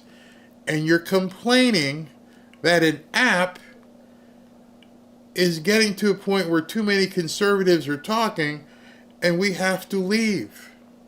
But don't leave, because if you leave, it's only going to be them talking. These are adults. These are adults talking about leaving a social media platform because they're concerned people may call them out. Every day and battle it out and let yourself doom scroll of all the hate coming at you. But I want to see it. I want to read what's happening there, right? And so I think at least staying in those spaces is important because I want to hear the other things. Number 4. Can you believe that? I'm just saying. Grown-ass adults talking about an app on a phone or on a computer, and they're like, and these people are in the media, and they're trying to figure out how do we do this, man? People are telling me I'm an ass.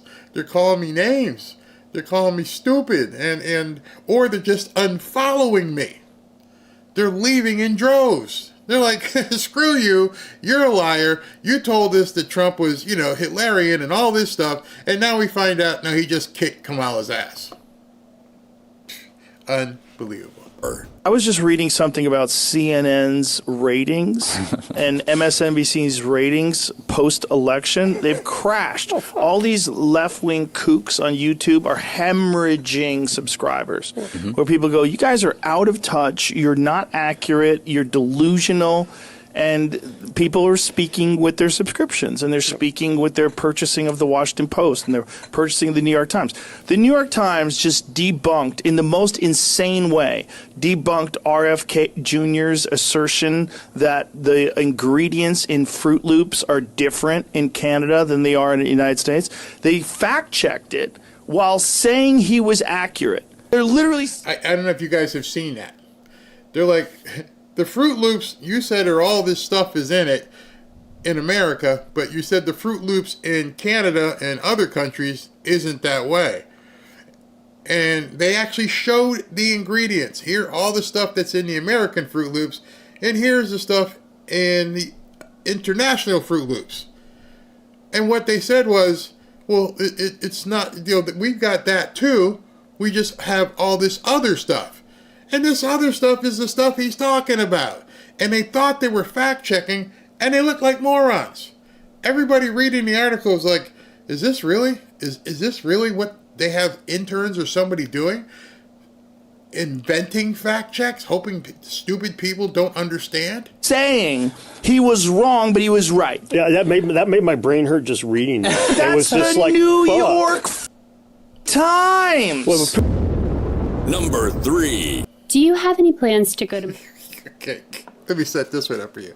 So Jon Stewart from The Daily Show, he came out the other day with just a hilarious video talking about how the Democrats are just insane. He's a lib, but he's sick of them, absolutely sick of them.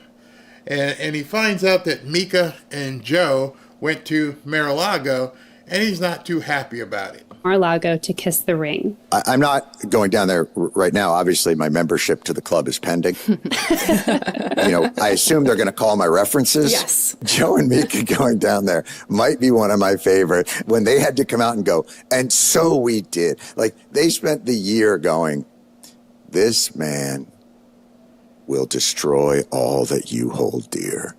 He is a Hitler Mussolini cocktail mix, and we must also, literally 1 week later, they're like, so we have lunch, a light lunch. I get the watercress salad, and Joey, he loves shrimp fra diavolo. So and the Mar-a-Lago shrimp fra diavolo is delicious.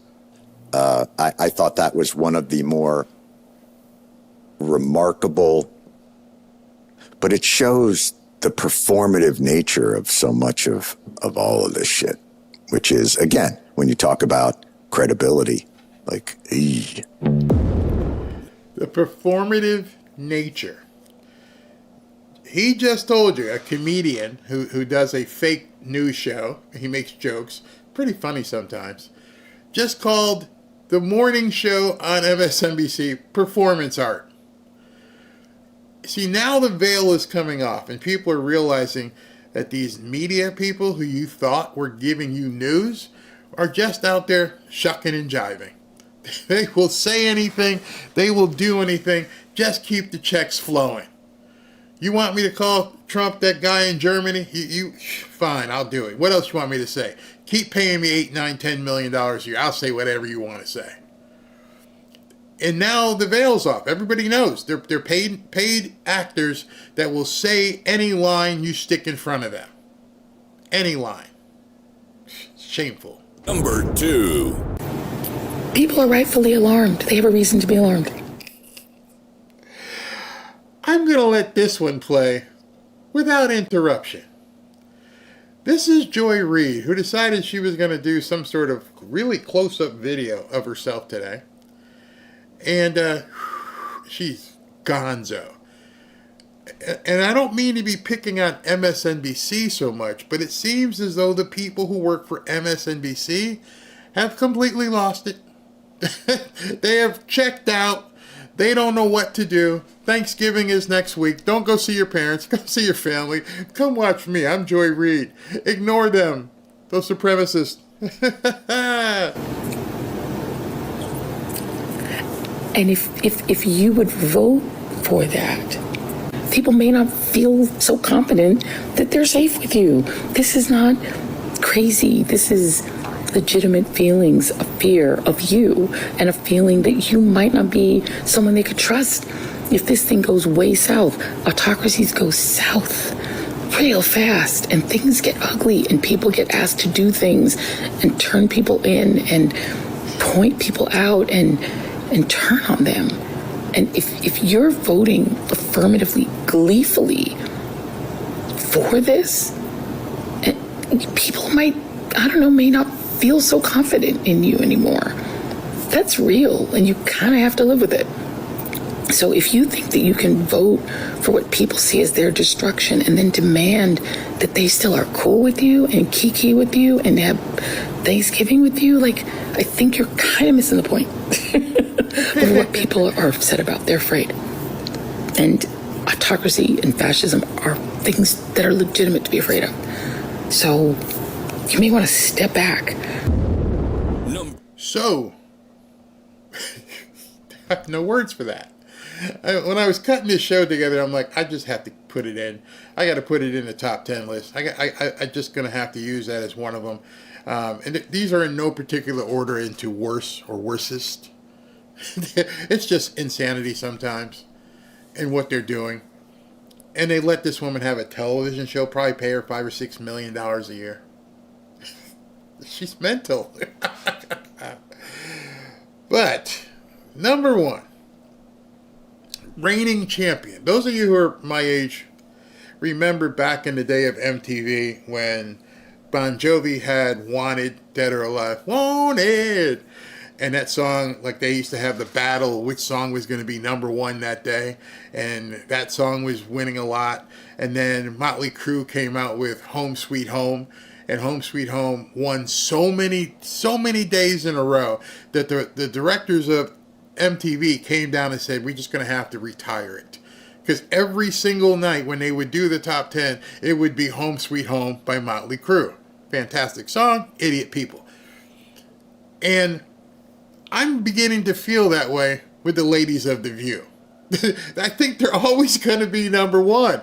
I'm going to have to probably just take them off the list and go, hey, you guys are such idiots, we're just going to retire you. Because you're probably going to get retired yourself real soon. So last night I showed you, or is it last night? Yeah, I showed you in the top 10 where The View, they made Sunny Hostage is her new name, not Hostin. Her name is Hostin. It's now been changed to Sunny Hostage. Sunny Hostage had to go out and read a legal clip to disclaim everything they had said in their episode from the night before, because all these people do is spew and vomit pablum. I'm like, wow, man, they're really coming down on The View. Now, you're not going to believe it. For the third night in a row, third show in a row, they trotted her out there and made her apologizing. Well, I won't say apologize because she doesn't really say I'm sorry. They made her issue a legal correction to the show. Without further ado, let's look at the spew. Number one. I have a legal note. You want to take this one, Joy, or are you Matt good? Gaetz has long denied all allegations and has not been charged with any crime. That's true. Also, another legal note, Pete Hegseth's lawyer said he paid the woman in 2023 to head off the threat of a baseless lawsuit. Oh. He has denied any wrongdoing. That's interesting. Pay off the witness. She couldn't even talk. Couldn't even say anything. They have her on a really short leash. Can't say nothing. People at Disney, I don't know who's watching them. I don't know if it's Bob or not. But people at Disney, turn on The View. Let's see what they do today. Oh, they did it again. Go ahead, type it up and send it down. Put it on a teleprompter. Make her read this shit again. Oh, you have to know that show's on a really, really thin ice. I mean, it's so thin. They're probably already putting resumes out and talking to people at this point. You cannot get hit with 3 legal corrections in a row. Wednesday, Thursday, Friday. 3 legal corrections in a row. You got to come out there and do your hostage video. Yeah, no. And they did 2. She did 2 at that point. Not one, but two. I don't know if you caught that. Let me just play that again so you can hear it. You want to take this one, Joy, or are you Matt No, she Gaetz can do it. has long denied all allegations and has not been charged with any crime. That's true. Also, another legal note, Pete Also, this is number 2. Hegseth's lawyer said he paid the woman in 2023 to head off the threat of a baseless lawsuit. Oh. He has denied any wrongdoing. That's interesting. Pay off the witness.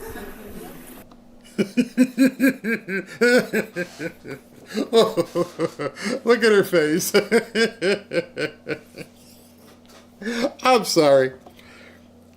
I know they must be getting big checks, but the check would have to be big, really big, for me to go out there and be a trained monkey and just read this stuff. So, I screwed up again yesterday, and Pete Hegseth is not a bad guy, and Matt Gaetz isn't a bad guy.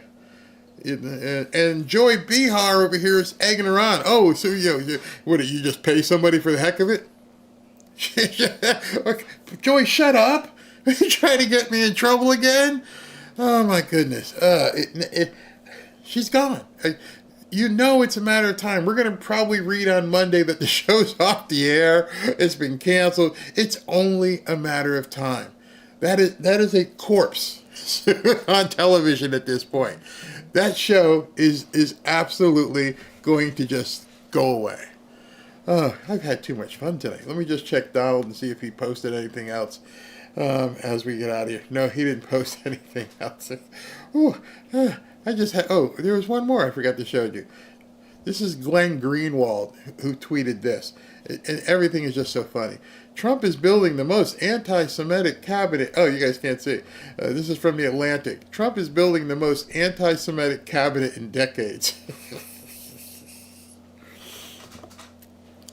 We are seeing the funeral of the media. They got nothing. It's over. It's done. You pack it up.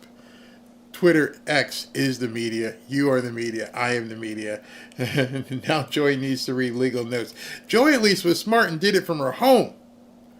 See, the ladies from the Spew, they get up there on a panel on the set, Disney set. Disney owns that. And they get up there and say that craziness. At least Joy Reid, she comes over here at home and films it. And when she does her craziness on set, well, we already know what's happening there. MSNBC's getting rid of it. They're in the process of having the fire sale, so they probably let her stay until it's done, until the new owner comes. I'll look it up for tomorrow. Leaders, the Chinese people are rioting. The Chinese economy is collapsing. Putin is talking to Trump, and the Democrats are showing, the world is on fire. For sure. Rizenfix. Okay, thank you very much. Tommy, I worked 10 hours today. Am I racist too? Exactly. T. Mallet, Trump is making the whole world stand up and take notice. Yeah, because he's putting this stuff out there too. That's the other thing. People are having to watch. F. Joe Biden, it just came out. Biden's plan to give Ukraine nuclear weapons. That can't happen. Congress has to step in at that point because that country will cease to exist. Putin's not going to let them take delivery of that. Not a chance. Barely, they're all sitting on a pineapple from Fernando. Just another knucklehead again. I can't imagine how the GOP are going to hijack all of Trump's moves because that is what's coming if Congress orders the money. They're going to try. But I think he knows what he's doing this time. Grandma Lynn, thumbs up. Thank you very much. Yeah, I mean, let me see here. Somebody did the math, and it comes out to $2,300 for each one of those things. Born on the 4th. Thank you. Sandra J.G. Thompson, thank you very much. Jose Bazil. Hey, Jose, how you doing? Send the Trace Lachis to those countries. Need to do something with them. I'm tired of seeing what these people are doing to innocent people. Andrew DePauza. Hey, Ray, thanks again for doing what you do. I really hope that RFK will make a requirement to show the ingredients on beer. Never really thought about that. Beer, huh? Yeah, interesting. Jose Bazil, they should make Biden and all involved in conviction of these people pay all that money lost. I agree. Joy Kirkland's like, oops, he did it again. Astro Joe, thank you for all your hard work, Barry family and mods. Thank you very much. Where did I go? Okay, this is Tanya. Uza, more. Jose Bazil, thank you. He is saving the best last FBI and Secret Service. He'll probably drop that over the holidays. I don't even know how many spots are left. You could be very right. He's waiting. Maybe that's tomorrow. Joy Kirkland says, who let the dogs out? All right, and let me go to this page. Golden Age. They keep using, thank you, Anne Marie. They keep using the term Golden Age for sure. John Parr, I'm thinking the plan may be to place Matt Gaetz as Associate Attorney General. I was thinking special counsel. I was thinking that special counsel doesn't need to get confirmed, and they could just set him loose working under Pam Bondi. Special counsel would be terrifying for them because now he knows everybody who had it out for him. Oh, my goodness. William Flanagan, great idea. Trump should hold the most extravagant Christmas party at Mar-a-Lago that would make Biden's White House party pitiful. Tommy says, the need parachutes at MSNBC. Windows are high. Yeah, they're done. They're done. There were 2 dropped, not just 1. 2 what? Okay. Vivian Turner, thank you very much. Diane Troyan, all I can say is holy crap, winning. We need more winning. This is so much fun. I didn't know he was going to drop all those people tonight, but man, it's nice seeing it. And again, say a prayer for them because their heads are exploding. Sebastian Gorka, Project 2025 guy, taking the money away from planned you know what. Oh, it's just going to be crazy. Where's the last one? Trump is on a roll tonight. DC is spinning for sure. Donnie Mueller, refreshed. Yep, I caught that earlier. Lynn Geldmeyer, if it all comes out about 2020, what can be done at this point? Just jail. I don't know if they can invalidate some of the things he did. Maybe. I don't know. Ding, ding, ding, fight night, round 1. That's from Christopher Williams. Jose Bazil again. The colonoscope keeps getting larger and larger. Colonoscopy. Joy Kirkland, we'll let the dogs out. Trump. Yeah. And Jose Bazil, he's saving a Secret Service. Okay, we just covered that one. And I think that's it. And let me go ahead and make sure I didn't miss any. Oh, there's a couple here from the top. Can we, Joy Kirkland, can we start calling Joy Reid by her middle name, Ann? I want my name back. Why are her and Joy Behar some of the most angry, nasty women you ever want to see or meet on television? Muse and Spews, do you think President Trump will be listening or believing any security briefings coming from the current administration? Yeah, I think he is, but now he's also going to talk to Putin directly, which kind of usurps all that. Mike McCarthy, thank you, Barry. This was so much fun tonight. I needed a lift. Oh, great. Thank you. I hope you enjoyed yourself. Chip Perky, we could find ourselves in Russia, China, India, U.S. coalition after all is done, all against the international warmongers. I could see that. This is from F. Joe Biden. Yeah, Trump tells all those other countries back off, or when I come into office, I'll take Russia's side. Or we're going to tariff the hell out of you. Real Talk with Tammy Cooper. We're winning. We sure are. And Laura Gray, thank you very, very much. So it's Friday night. We had a good Friday night. Trump just he didn't disappoint whatsoever. It's fantastic. So I'll see you guys. Thank you guys for tuning in on a Friday night when I didn't really know exactly what was going to happen. I just had an idea something was happening. Thank you guys for sticking with me. And do me a favor, if you'd like to join our private group over on X, go ahead and go to fanparashop.org/group. There's over 10,000 people in that group right now. I'd love to have you. Love to have you guys in there. It's a lot of fun. People are learning. They're sharing content. It's just not comments like it is here on YouTube.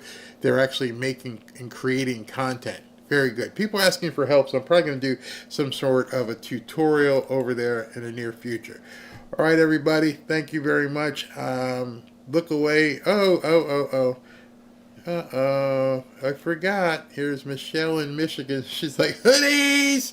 Hood. Okay, hold on. I forgot. I almost forgot. Let me go ahead and... I forget, too, because it's winter up there. I know you guys are getting a little chilly. 1 second. I've got to make sure I've got enough entries. Hold on. I got to edit. Let me edit this. Make sure I've got inventory. Make sure it's still available. Hold on. Let me do this. I may have to start. We're going to do a trip too. We're gonna do that real soon. All right, so let's go ahead and get ready to rumble.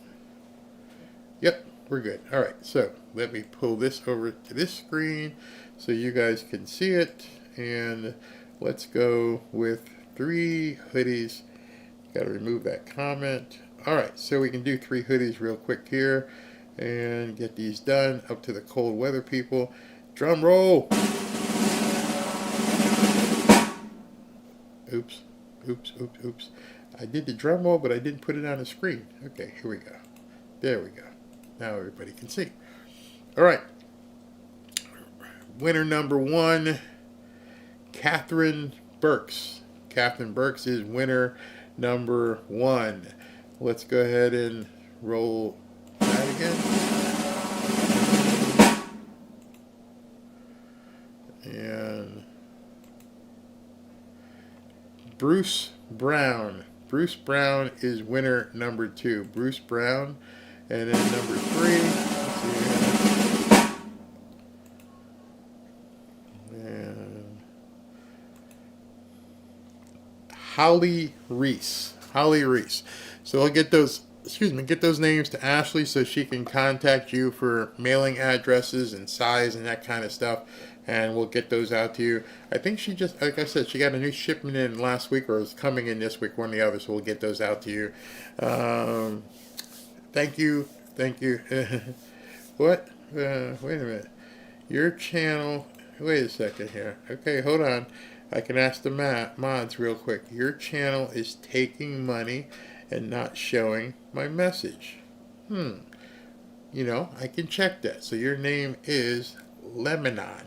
I can see if anything came through by the name Lebanon. See if I missed something. Lebanon. I wouldn't want anyone to feel left out. And nope. No money came in here. No super chat. I can search unless you use a different name. But right there, you might want to check with YouTube or check your. I'm just telling you, we got nothing. The mods can check. And there's 2 comments from you the entire night. That one and the other comment was this one about 50 minutes ago. It says, "Hello community, sorry for the late greeting. I just got off the road for the day." So I would never not, unless I would forget or miss it. I don't not acknowledge anybody on purpose, and I can search every single name of every comment that's left on here, and there's no comment with your name. I mean, that's other than those 2 which I just showed and everybody saw it. So don't worry, nothing got charged, nothing came in. You're fine. All right, thank you for tuning in, and I'll talk to you guys tomorrow at 3.